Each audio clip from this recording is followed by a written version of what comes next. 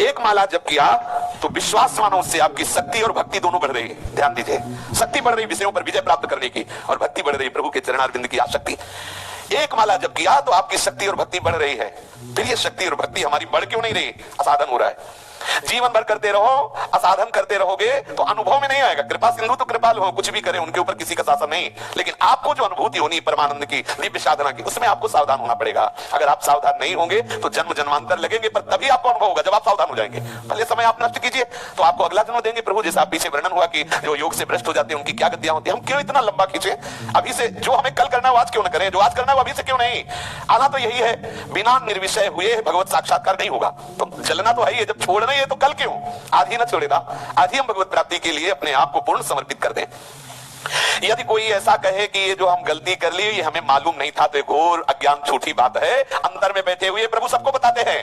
पूज्य बाबा कह रहे ये जैसे कोई कह दे कि वो हमें पता नहीं था, ये गलती हमसे हो गई। बिल्कुल झूठ बोल रहे हो, क्योंकि हृदय बिहारी भगवान सबको सूचना देते, तुम गलत कर रहे हो। कोई भी बता दे, कोई भी बता दे कि हमें भगवान ने सूचना नहीं दी। तुम अज्ञानी हो, बाहर मुख हो, इसलिए तुम अंदर की सुन नहीं पाते हो। पर वो लोग भी कह देते कि ये हमारे मन में आया था कि ऐसा ना करें, पर हम माने नहीं, देखो ऐसा हो गया। सबके मन में प्रभु प्रेरणा करते हैं, ये गलत है मत करो। इसलिए प्रभु की प्रेरणा को सुनो, जो शास्त्र विरुद्ध आचरण भूल करके भी मत करो।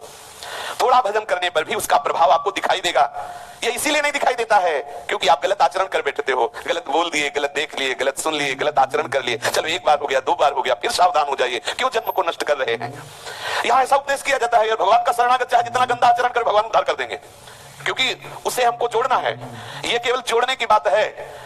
लोहा चाहे जितना जंगहा हो, पारसमणि उसे सोना कर देगी। काप जब स्पर्श हो जाएगा, स्पर्श होते ही लोहे का स्वरूप खत्म हो जाएगा। ऐसे ही जो देहाभिमानी जीव गुरु शरणागत, आचार्य के शरणागत, इष्ट के शरणागत, तो फिर भूल हृदय कुमारक पाऊं आएगी, स्थिति आएगी। आप तभी तक परास्त हो रहे हैं जब तक आप आज्ञा का पालन नहीं कर रहे। हम हो या आप हो, शास्त्र आज्ञा गुरु आज्ञा की अवहेलना करेंगे तभी तक माया रौंदेगी। उन्हें आज्ञा पे चलना शुरू कर दे, फिर बताएं कि आपके पास विघ्न कहां है। विघ्न नाम की वस्तु ही नहीं है, केवल प्रभु ही प्रभु, आनंद ही आनंद। बड़े से बड़ा विघ्न आएगा, आपकी भक्ति का उत्थान करेगा। पतन हो ही नहीं सकता। पतन तभी होता है जब आज्ञा का उल्लंघन होता है, मनमानी आचरण होते हैं। ये जीवन प्रभु को दे दीजिए, मान जाइए ये बातें। ये गंदे आचरण जनित जो प्रेरणाएं होती, सह जाइए। सह जाओगे तो बहुत बड़ी वस्तु मिलेगी। जैसे कोई अत्यंत भूखा हो तो 2-4 ग्रास खाने पर उसकी भूख शांत नहीं होती। जब वो और अधिक भोजन पाएगा तो उसको समझ में आ जाएगा कि मेरी भूख तो पहले कवल से ही शांत होनी शुरू हो गई थी। ऐसे ही बहुत जन्मों से हम कुछ न कुछ शुभ शुभ आचरण पाप पुण्य के करते चले आ रहे हैं। भगवदानंद की भूख बहुत जन्मों से हमारी है। अब हम थोड़ा भजन करते हैं, हमें समझ में नहीं आता, हम और भजन बढ़ाएं और भजन बढ़ाएं, रात दिन भजन करने लगे, तब समझ में आएगा कि भजन से शांति तो प्रथम दिन से ही शुरू हो गई थी। रात दिन भजन करने का मतलब है रात दिन युद्ध करके माया को परास्त करना। हंसना छोड़ दो, केवल प्रभु के लिए रोना प्रारंभ कर दो। पूज्यपाद बुढ़िया बाबा जी कह रहे हैं, प्रभु मुझे विकारों से बचाओ, प्रभु मुझे निरंतरता भजन की दो, प्रभु अपने प्रेमी जनों का संग दो, प्रभु मुझे संभाल लो, मैं आपका होना चाहता हूं, आप मुझे वैसे आचरण दे दो, वैसी बुद्धि दे दो।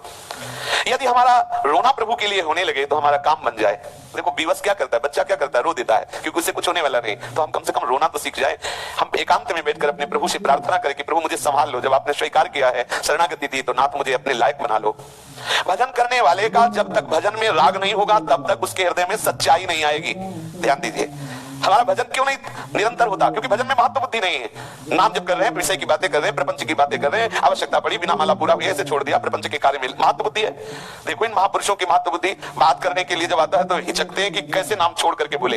वो मनाते हैं कि हमसे कोई बात न करे, हमसे कोई मिले ना, जिससे हमारे प्रभु का चिंतन न छूटे।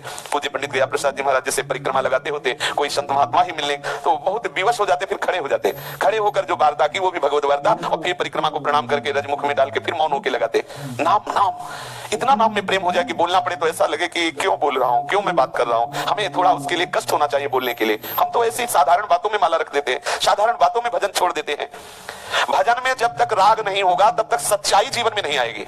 जो सत्यता चाहिए, जो साधुता चाहिए, जो भगवत प्रीत्यर्थ जीवन चाहिए, वो नहीं हो पाएगा। भजन में राग करो, लेकिन राग केवल पहले से ही नहीं हो जाता है। आरंभ में तो कठोरता पूर्वक भजन करना होता है, नियम पूर्वक भजन करना होता है, जबरदस्ती भजन करना होता है। किसी ने प्रश्न किया कि जब हम नाम जप करते हैं तो हमारा सर दर्द करने लगता है। इसके लिए दो ही बातें हैं। आपका ब्रह्मचर्य बहुत ही खराब हो चुका है।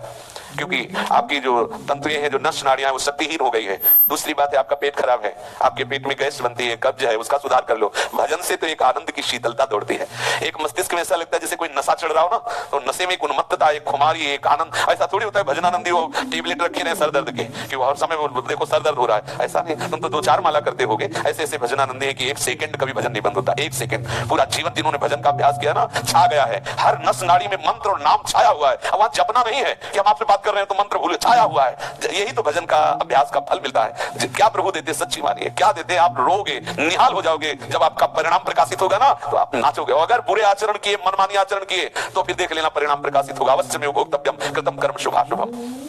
आरंभ में कठोरता से भजन करना होता है, नियम से भजन करना होता है। ऐसा करोगे ना तो भजन में प्यार हो जाएगा, भजन में राग हो जाएगा। किंतु ऐसा तभी होता है जब संत महापुरुषों का संग होता है, गुरुजनों की आज्ञा, तभी कठोरता भी आएगी। जैसे आप सुन रहे हो ना, तो ये वाणी जाके आपको चैन नहीं लेने देगी, आपके हृदय में जलन पैदा कर देगी, आपके हृदय में एक वीरता आ जाएगी, विषयों को परास्त करने का बल आ जाएगा। बिना संत महात्माओं का संग किए भजन में नियम पूर्णता या दृढ़ता नहीं आती है। और बिना भजन में नियम पूर्णता, कठोरता, दृढ़ता आए बिना वो भजन परिपक्व नहीं होता, भजन में प्रेम नहीं होता। जो बेगार समझ करके कुछ नियम पूरे करते हैं कि भाई करना ही है, जल्दी पल्ले जैसा जो कुछ, तो वो भजन प्रेम पूर्वक नहीं हुआ, वो भजन प्रेम प्राप्ति वाला नहीं हुआ। दीर्घ काल तक श्रद्धा पूर्वक सत्कार से निरंतर भजन करो। यदि ऐसा ना हो तो समझना चाहिए कि भजन के नाम पर हम बेगार टाल रहे हैं, फिर तुम्हें कैसे भगवदानंद की अनुभूति हो। जब भजन का राग होता है तब सब विषय अपने आप विषवत लगते। सच्ची बात कहते, सच्ची बात।